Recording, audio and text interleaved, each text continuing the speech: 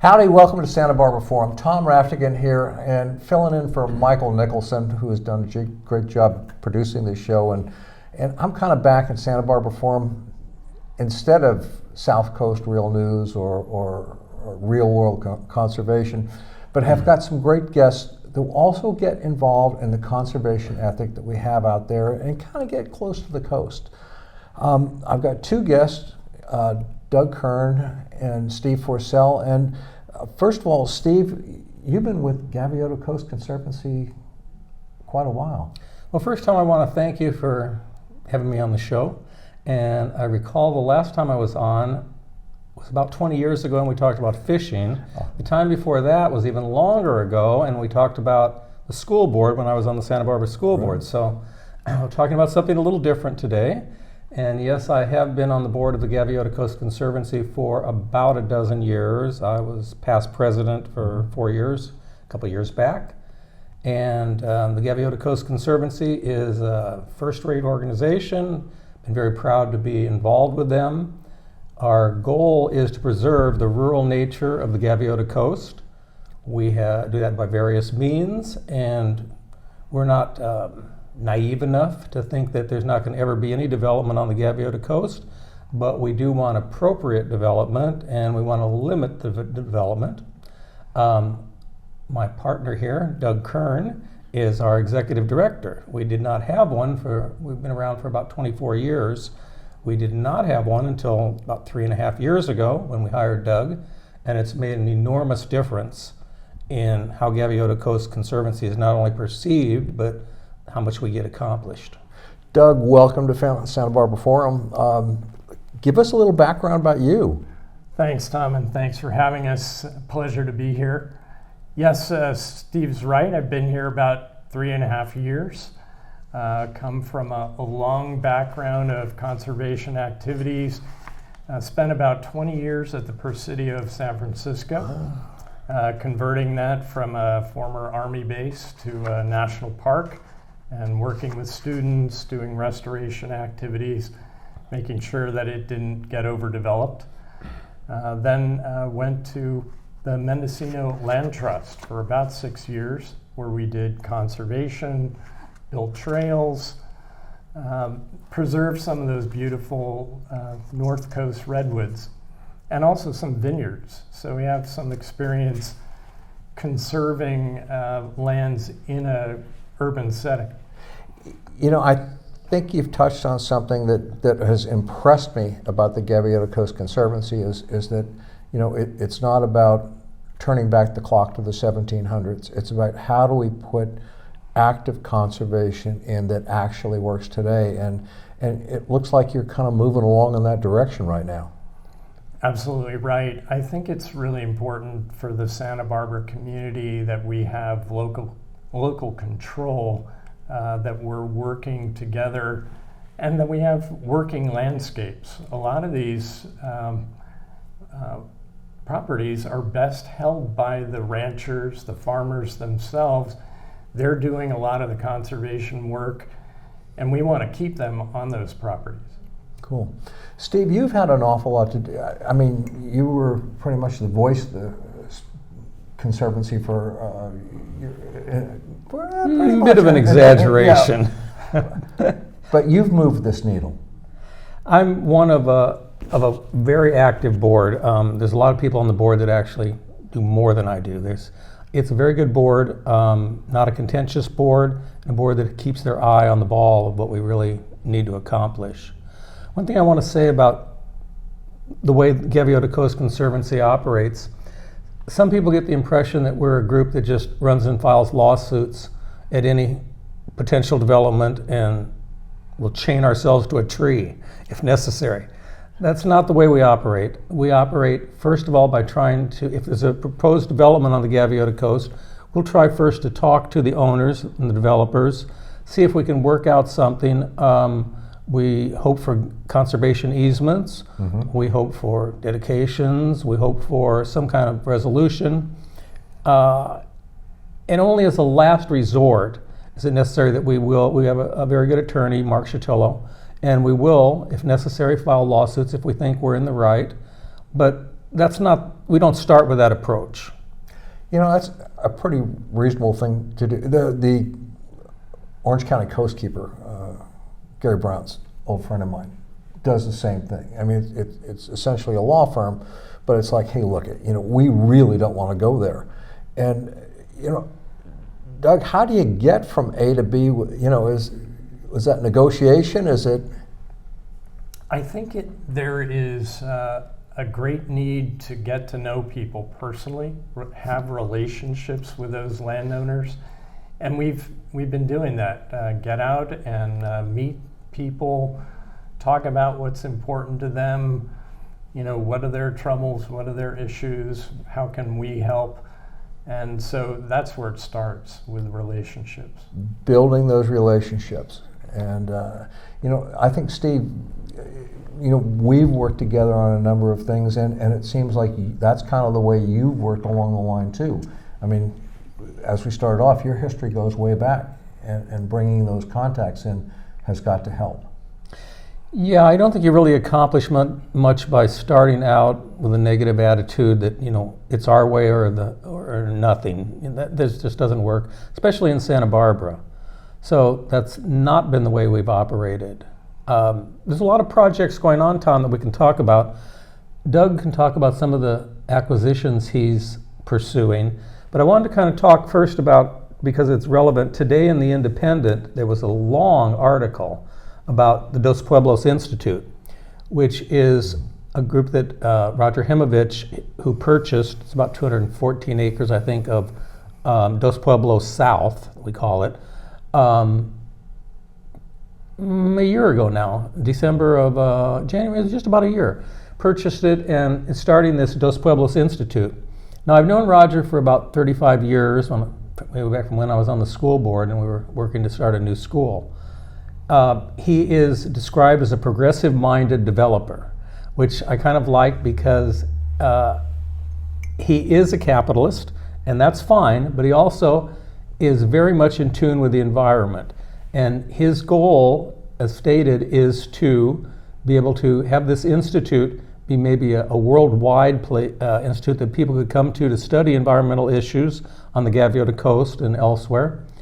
And he has bought this land. We're not sure exactly what the development's going to be, but it's a rundown place right now. Mm-hmm. There's a lot of old buildings. From the Schultes have owned it since the 1970s, I think. There's a lot of rundown buildings and a lot to do with remediation of things and upgrading that he's working on.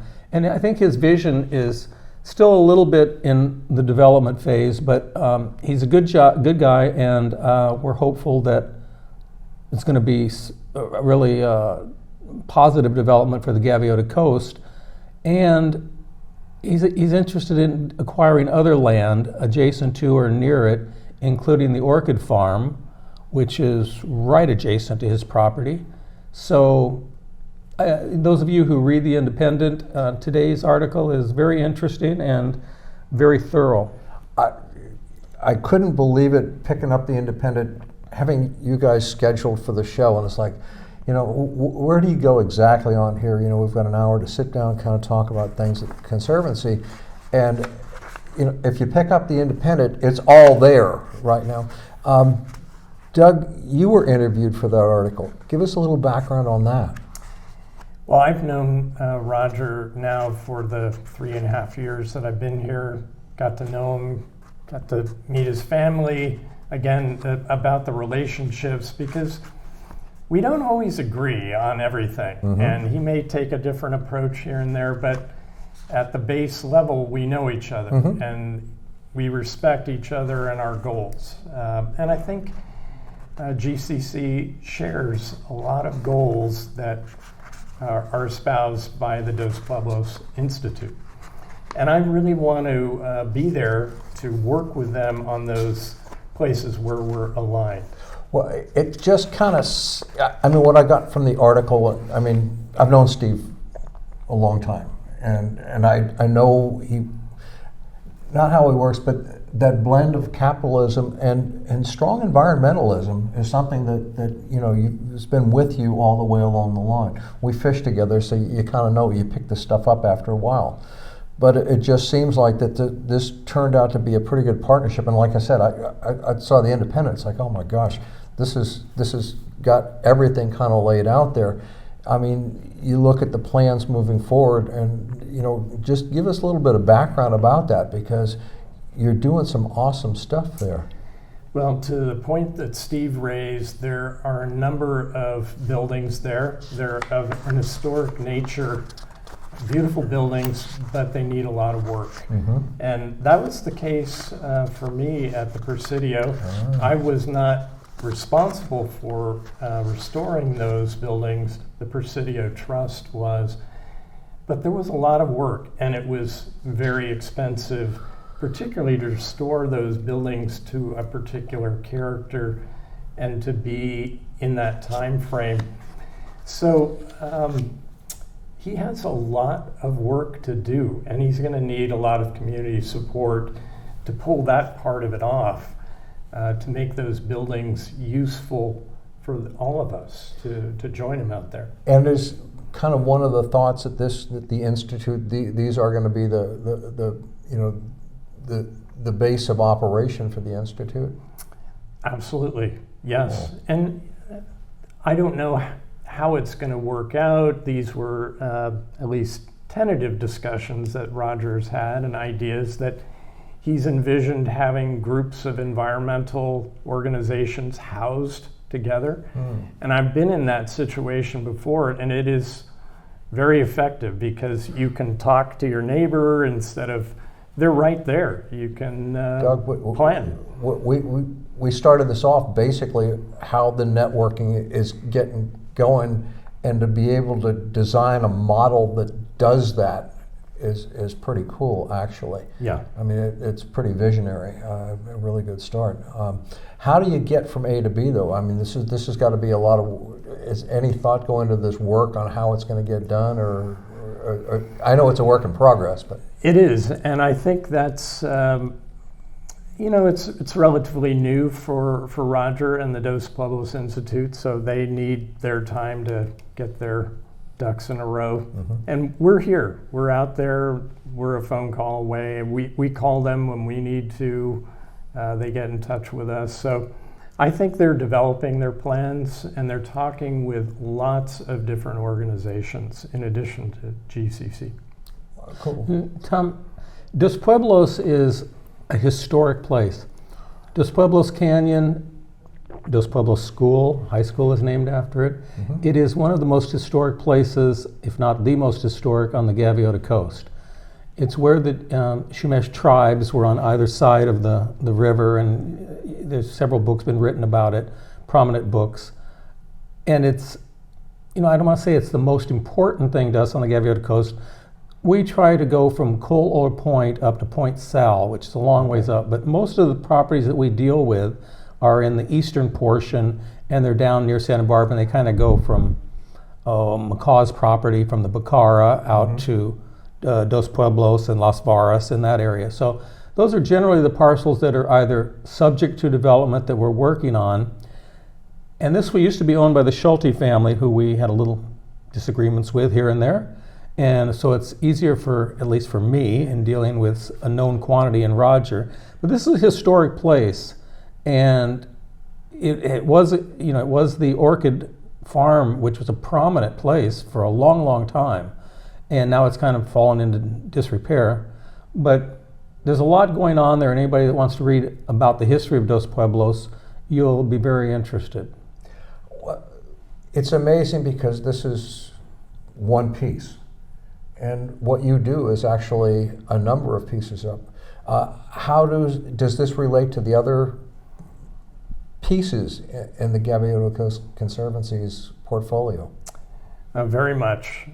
And conservation is not a jump in and get the deal done and walk away. It is a very long-term process, years in the making to sometimes acquire a single property, and having a long-term vision, and then being opportunistic when something becomes available.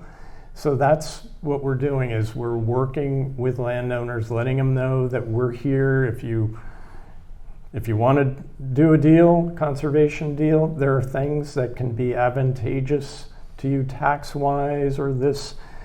And so we're underway on a couple of properties, one a conservation easement, one a fee title acquisition. And then with that piece of property would be permanently conserved and available to the public. So you've got all these different pieces, and it sounds like none of them are identical. It's just like, That's and absolutely the other right. thing you brought up is each one of these pieces are moving. That's right. And How much do you pay this guy? Not enough. Not enough. But I will say this, we did not have the bandwidth to do all of the things that we're doing now without Doug. Yeah. Again, I say we operated for a couple of decades without an executive director, and it's made an enormous difference to have somebody in charge, somebody that was our front man. I want to make one more comment about Dos Pueblos. The Santa Barbara Royal Rancho by Walker A. Tompkins is one of the books coveted in Santa Barbara about Santa Barbara. If anybody wants to read about the Dos Pueblos existence, Santa Barbara Royal Rancho is the book to get, and it is a fascinating read. So I just want to kind of wrap it up with that about Dos Pueblos.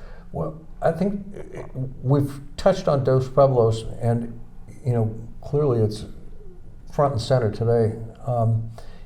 You have a number of other projects that you're working on. How do these kind of evolve? How do you start putting these pieces together? How do you make each piece work individually? And we'll get back to how we kind of coalesce them afterwards. that was one of the very intriguing things about coming down from Northern California and accepting this position is the Gaviota Coast Conservancy area of interest is finite. It's well known. It goes Coal Oil Point to Point Conception to Point Sal, and more than half of that is Vandenberg Space Force Base. Then there's the Danger Mon Preserve and Hollister Ranch. So we're really looking from Gaviota State Beach to Coal Oil Point. And there are a lot of properties in there, and many of them have been available and on the market. So it's just, how do you acquire them, particularly these prices, they're very expensive. And yeah, if anybody is not, I mean, this is probably some of the prime land in the universe. I mean, seriously, it's, and to try and go in and manage it, so you put together something that's going to work in perpetuity. This is a challenge. It is, and so we've created a vision document that we worked and had collaboration on with different environmental organizations. Got a lot of input about that. And that's out there on our website for people to see what it is that we're interested in doing. And then we talk to the landowners and we try to make deals. What is that website for the viewers out there? We always kind of forget that at the end. Let's throw something out right now, but what's your website? Gaviota Coast Conservancy.org. .org. Okay. Yep. So, all right. Got that out there. I'm mystified by this process on how you come together on something like this. I mean, you take a look at each individual parcel and figure, all right, this is how it's working right now. What can we do to make this work better and hold on to the value that it's there? We do keep a file on every single property in our area of interest. We have a map, and it's color coded, and so it's very strategic. We know what we're trying to go for, but as I mentioned, we have to be opportunistic. So there was a relationship that I developed with another environmental organization when I first got here 3.5 years ago, and just within the last couple of months, that executive director passed my name to a landowner that he knew and said, you should talk to Doug about doing this on your property. And that is how long it takes, years. And I just want to emphasize something here. That's the greatest compliment you can have. If somebody goes, hey, talk to this guy, might be able to, or talk to this person that might be able to help out. So there are a number of organizations. We do the Conservancy's Classic. We do a surf fishing tournament, which is focused on best practices, not just simply catch and release, but best practices. And we do it every summer to benefit the Gaviota Coast Conservancy. We also have been doing something for the past 14 years called the No Motor Tournament. And it's basically the same thing, kayaks or surf fishing. And our primary beneficiary there is the Land Trust for Santa Barbara County. They do great work. They're one of the primary owners of the Gaviota Carpinteria Salt Marsh. Of course. And we love what they do. They're making sure that enhance, restore, but make sure that works as a solid environmental entity, and they've just done a really good job on that. And one quick comment, we raised some money for them, not a ton of money, but I think probably $10,000 to $15,000 over the years. And every year we kind of go out and hand over a check to them after the tournament.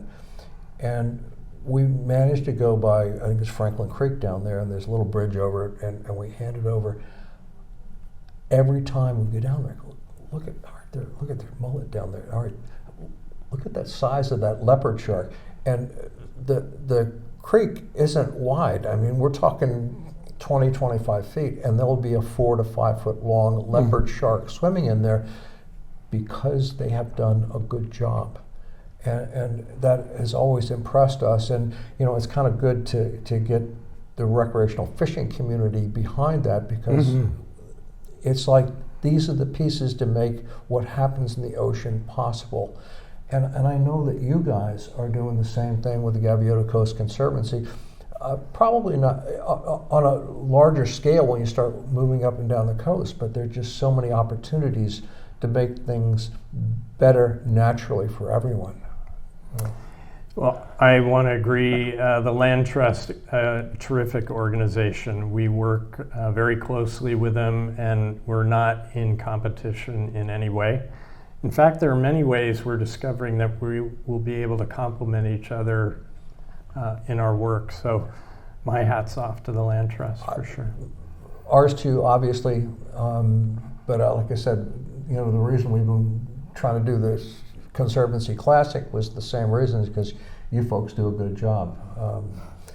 Tom, I want to congratulate you for only halfway through the show you've managed to get fishing involved. All right. I wondered how long it would take, but I'm glad you got it in there. We got it. I That's good. Started a long time ago on public access television. I do want to make one comment about Gaviota Coast Conservancy. There's a lot of groups that are working on things on the Gaviota Coast, EDC, Surfrider, et cetera, but there's only one group that is exclusively working on the Gaviota Coast, and that's Gaviota Coast Conservancy. That's all we do. We're frequently asked to get it to sign petitions or get involved in land acquisitions in Santa Maria or Carpinteria or whatever. And our position is, we're about the Gaviota Coast, and that's what we're about. We don't want to get involved in controversies in other areas. Sometimes it'll be so obvious that we'll agree, but we try to really stay focused on the Gaviota Coast. So, one of the things I like when looking at Gaviota Coast Conservancy is conservation, in my opinion, is not simply turning back the clock to the 1700s. Okay, we have evolved, our country has evolved, the world has evolved. There are new players and actions along the way. And when I look at the Gaviota Coast Conservancy, you seem to be finding ways that the coast has developed in some ways, but how you integrate that, and when I say development, we're talking ranching, Okay, this is not condos, okay? This is how do you put it in perspective, into this historical perspective, and it seems like you're doing a pretty fair job on that. We have on our board a rancher, and he is in touch with most of the Gaviota coast.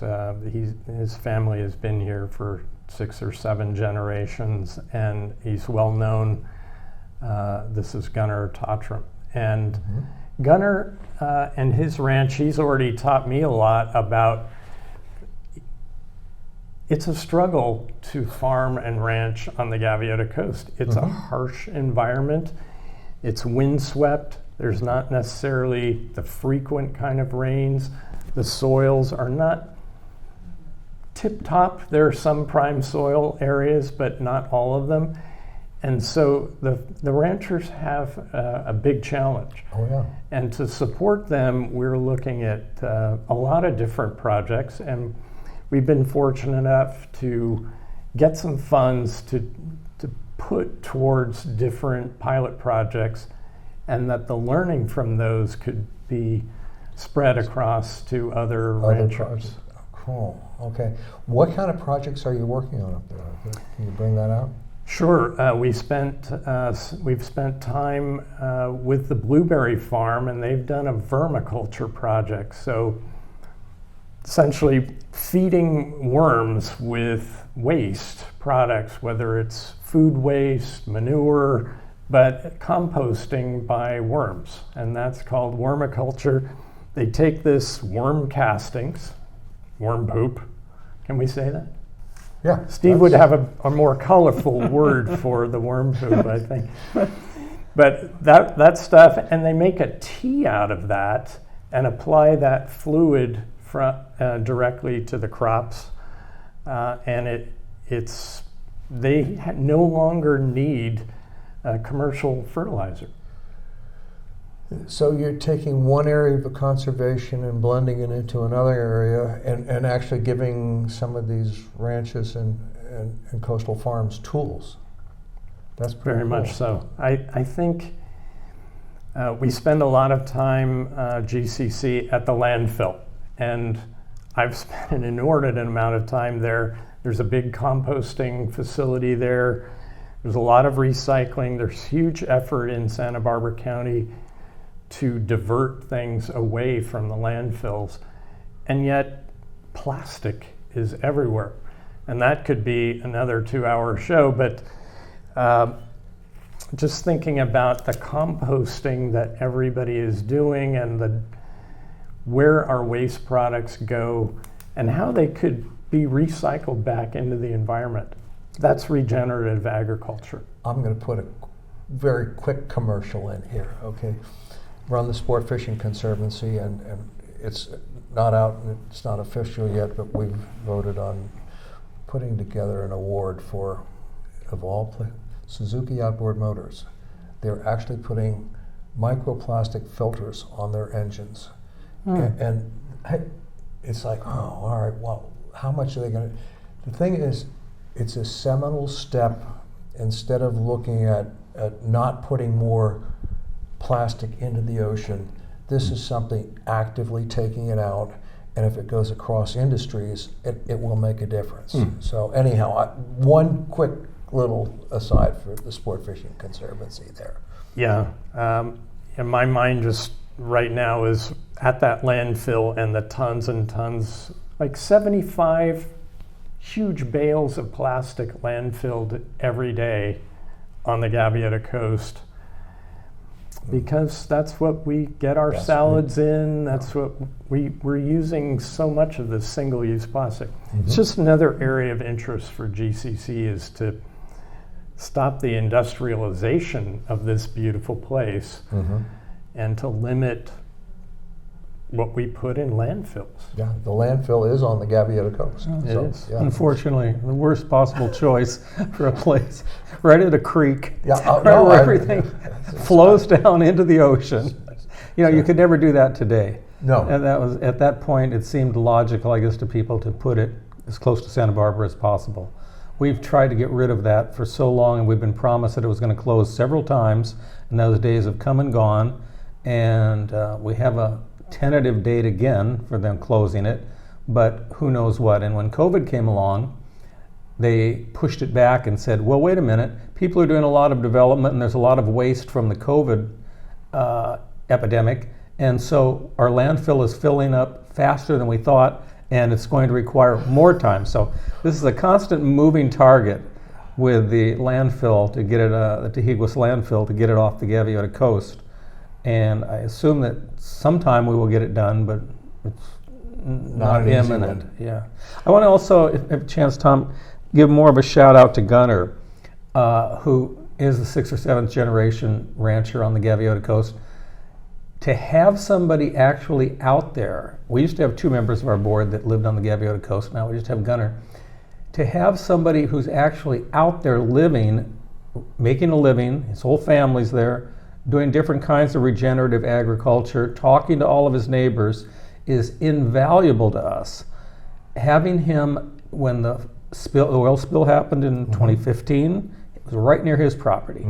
When the fire came through, right near his property. Right up to his property. Yeah. So when we, we see this fire going on and stuff, we call Gunner. What's going on? Okay, here's where the fire is. Where's this oil spill? What's happening with the pipeline?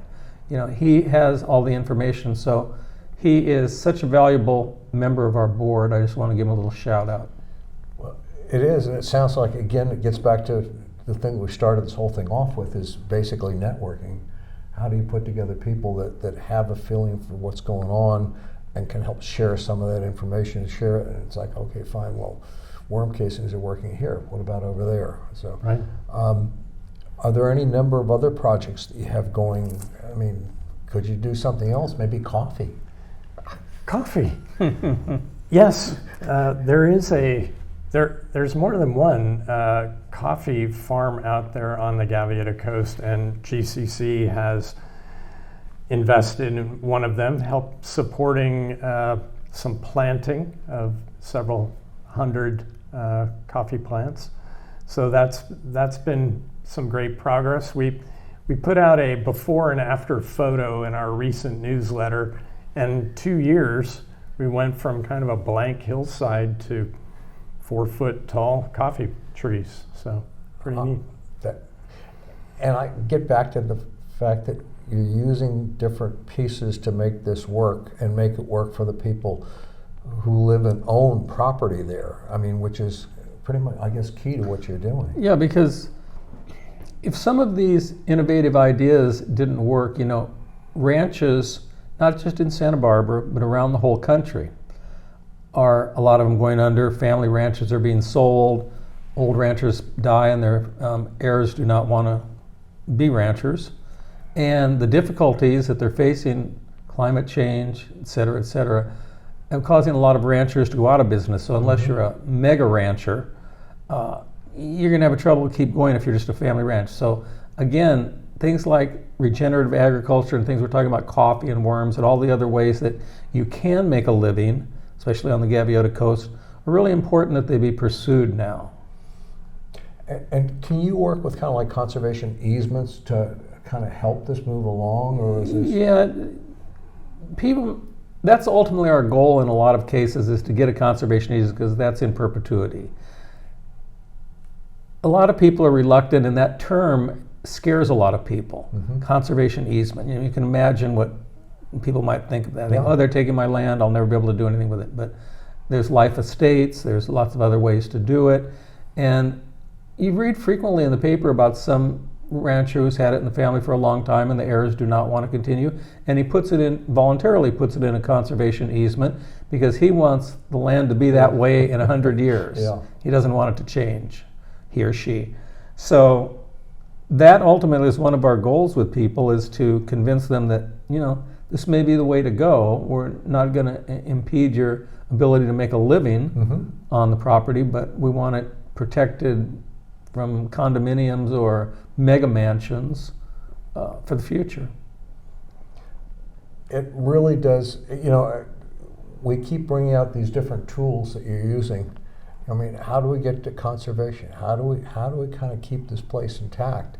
And it just seems like, are there any other tools in that tool chest? Is there anything I've missed so far? Well, I think the one on the top is outright purchase of the property. Mm-hmm. And I think what's really exciting about the Gaviota Coast versus other places that I've worked is there's a continuous stretch of properties that someone or a group of people that we would be able to get interested in this project could leave an immense legacy. And this would be something that would be available to the public in a way that was respectful to the land, that protected the resources in perpetuity. And I think the Santa Barbara community, the home of Earth Day, there is so much of an ethic of protection here that the community would take care of these properties. Somebody throws some trash on one of these public properties, you know, there's laser beam eyes on that person. So this is the place where we can have a locally maintained large park system.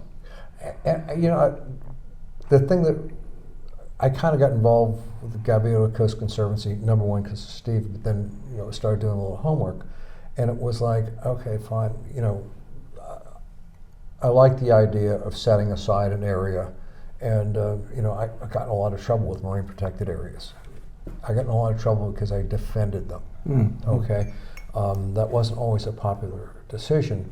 But if you were to go back and look at the most famous person, conservationist in the United States, I mean, we go back over the past century and a half, Teddy Roosevelt's the one that always comes up with it. And all my friends that I hunt and fish with, oh yeah, Teddy Roosevelt's, okay, what did he do?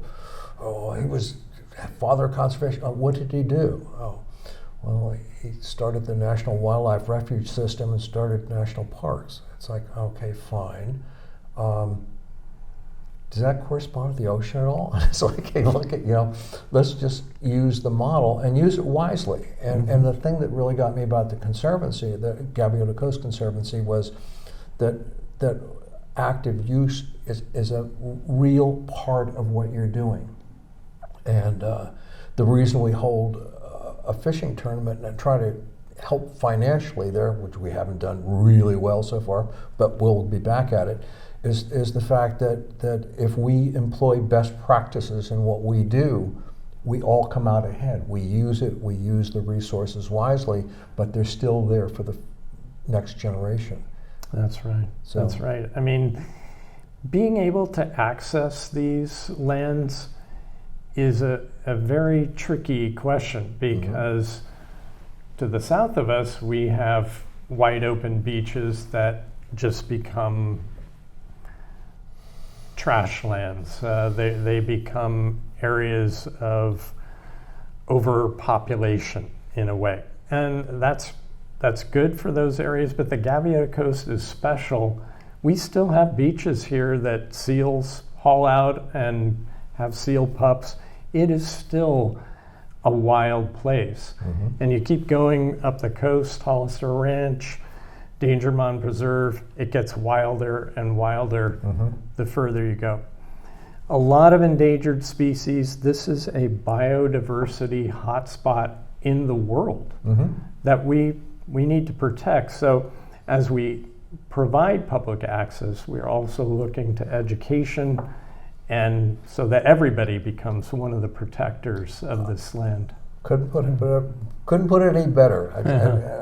I mean, like I said, when we do our fishing tournaments, we do them and focus on best practices. How do we make sure that we're not stepping on something now that's going to be a problem down the line? How do we, you know, always follow regulations, but let's take it a little step further than that. And if we do, it is there for the future, and that's the stuff that you're doing. So, Tim, I'll give you a really good example of what Doug was talking about, acquisitions, and it's we're always looking for billionaires. Danger Mound Preserve, he was a billionaire, bought that whole area, which is an enormous development. But I want to talk about Las Varas Ranch. So Las Varas is about 1,700 acres. It is a gorgeous ranch. I had the opportunity to be on it many, many years ago. Just a wonderful place. It's owned by the Doheny family. And if any of you who remember the movie There Will Be Blood, that was about the Doheny family. And it was a disturbing movie. He made his money in pushing oil all the way to Port Hueneme from somewhere, I've forgotten where in the Midwest. Made a lot of money. That's the Doheny Road and the Gray Mansion in Beverly Hills, all the same Doheny family. So many years ago, the descendants of Doheny wanted to subdivide and adjust a lot line adjustments for Las Varas Ranch with the suggestion, let's say that 7 of them or 8 or something would all have big mansions there and all move there. Well, nobody really bought into that, and we fought them for years and years, and there was a lot of things about the coastal trail. They proposed that it went along Highway 101. We proposed it went along the coast where it should be. But anyway, that went on for years and years. And finally, we won at the Board of Supervisors and in court. I think just at the Board of Supervisors. I don't think we had to go to court on that. But at that point, the Doheny family said, okay, and they threw in the towel. And they put it on the market, and it was purchased by Charlie Munger. Now, Charlie Munger, today everyone's talking about him with the dormitory situation at UCSB. But this was prior to any proposal about the dormitory. So he bought the land and donated it to UCSB to be put in preservation. So that was for us worth the 7 or 8 or 10 or whatever years we fought with them, because that preserved 1,700 acres of really as beautiful a land on the Gaviota Coast as exists, is now run by UCSB. We're assuming they will not be putting the dormitory out there. So that's a success story within the last 5 years. And Charlie Munger has got a pretty good business partner. Yeah, I would say. We see a lot of moving pieces, okay? What, kind of like where, do you have a plan on where you're going with this? Well, GCC has been well known for its advocacy work and kind of made our name there. The board several years ago decided, well, that's only one tool. We need the other tools to be able to really permanently conserve this. We're doing a great job of saying no to things, but that's not the only answer. We got to be saying yes to some things. Amen. Figure out what yes is, and that's permanent conservation, working with landowners, keeping the lands rural and a working landscape. So support ranchers, support regenerative agriculture. So those things are part of our 3 pillars: environmental integrity, public access, the rural character of the Gaviota Coast. So we're using the other tools. We're actively engaged with a landowner on a conservation easement on the Gaviota Coast. We're actively engaged in a negotiation on purchasing fee title of property and perhaps a couple next door. Then folks will see that's the start of our vision. We've proven the concept, and they'll see, wow, all they need is some money to really put this together. And it seems like you're comfortable with your partners playing a strong role in this. Absolutely. Absolutely. And whether that is the Land Trust for Santa Barbara County or this is not, no, that's mine. This is how do we get there? Very much. We've all the organizations, whether it's the Land Trust, the Nature Conservancies playing a big role here in Santa Barbara County, Coastal Ranches Conservancy up in Hollister Ranch. There's a number of organizations that are coming together because everybody wants to see this happen. And we can all share in the, look what we did. Well, I think when you look at it, I mean, this stretch of coastline, if you Southern California Bight, basically Point Conception to the Mexican border, okay? You can take a look at most of it and see it from space, okay? Mm-hmm. Not so much the Gaviota Coast. And that's got, the value there is the consistent use and use but not abuse of that land.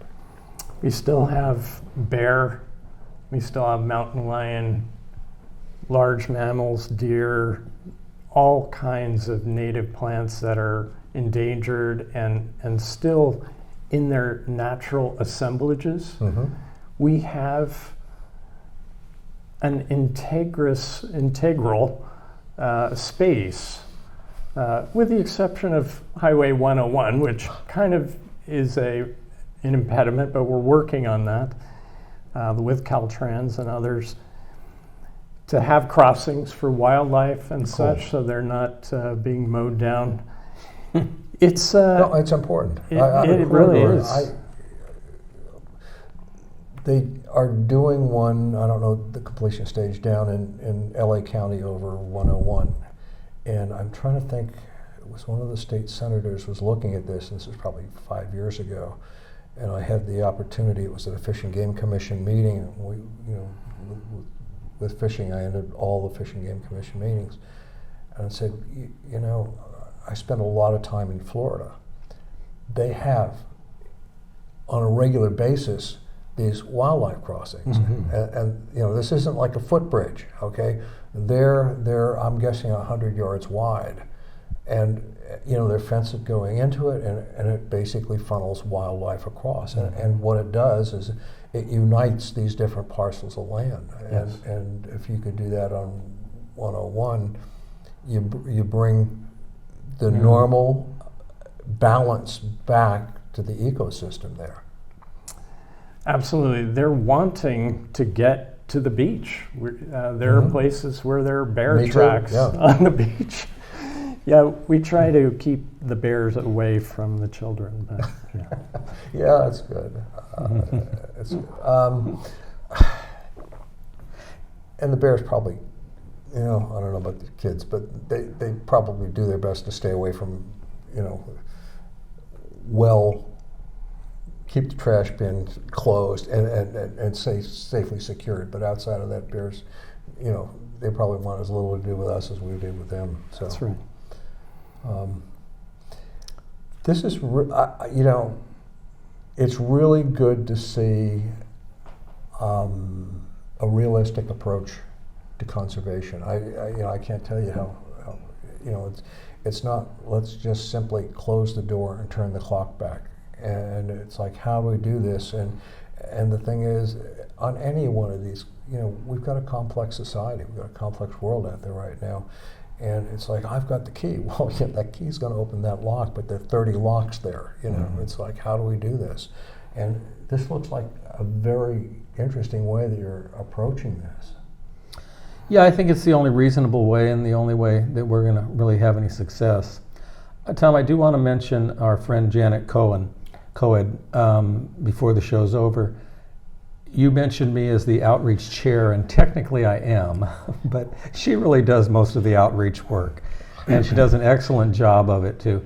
I go on hikes with her that she plans, and we take people out to Naples usually, or somewhere, Barone Ranch, and we'll take maybe 15, 20, 25, 30 people. We've taken kids, we've taken lots of different groups over the years, so I do a lot of hikes with her, but she arranges a lot of other things and has a lot of creative ideas.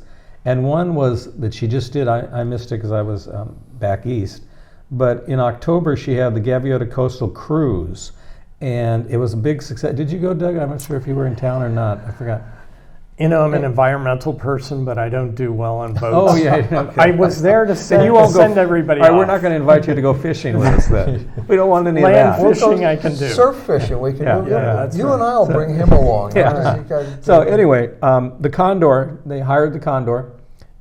Tickets sold out, went up the coast with talk from people at Gaviota Coast Conservancy pointing things out.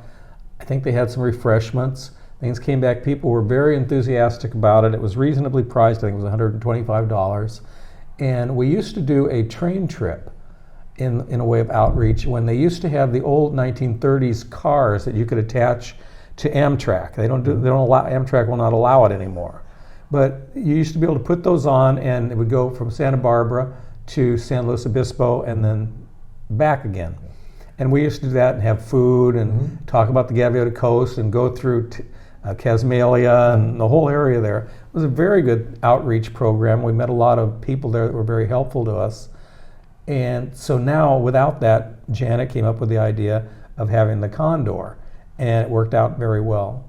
So she does a lot of outreach things and deserves a lot of credit. I could not agree with you more. Having worked, with the Conservancy Classic, Janet just gets it done. She does a great job. And one thing about next year on the Condor is a catamaran.